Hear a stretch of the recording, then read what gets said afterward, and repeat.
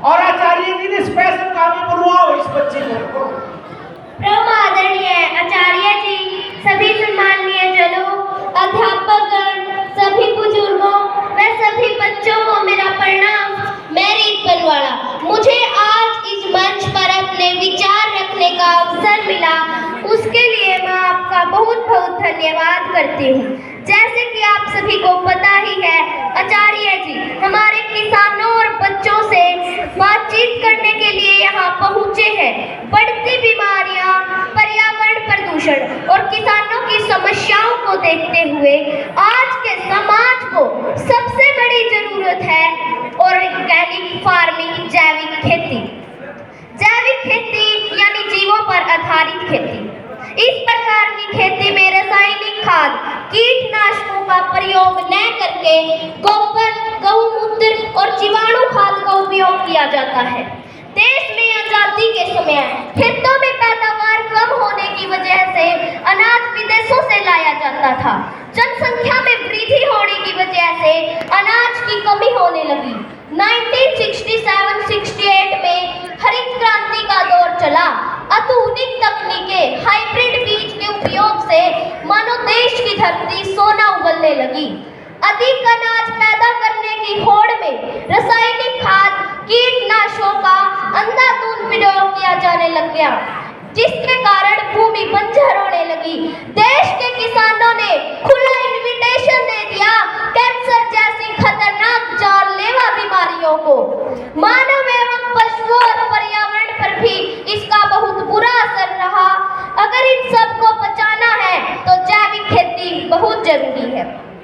मैं आपसे एक बात पूछना चाहती हूँ, अगर यूरिया, डीएपी, अन्य खादों से पेड़ पौधों की वृद्धि संभव है तो अब तक वो सारे जंगल सूख जाने चाहिए थे, क्योंकि जंगलों में तो कोई खाद लेकर गया ही नहीं।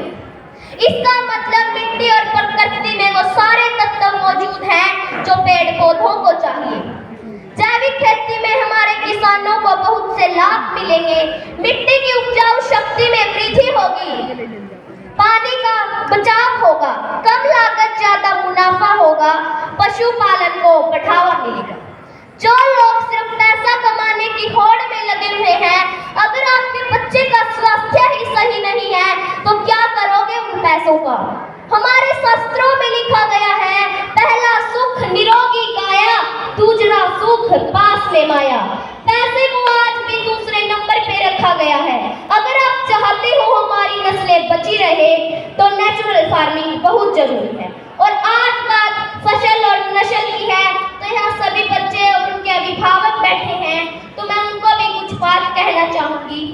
जो बच्चे माँ बाप की डांट सुनकर गलत कदम उठा लेते हैं, जब एक कारीगर भगवान की मूर्ति तराशता है तो उस पे हथौड़ी भी चलाता है, उसे धूप में भी रखता है, उसे जमीन पर भी रखता है और उसे पानी में भी रखता है, लेकिन भगवान कभी बुरा नहीं मानते, क्योंकि उनको पता है वो उनका अनादर नहीं बल्कि वो उन्हें पूजनीय बना रहे हैं।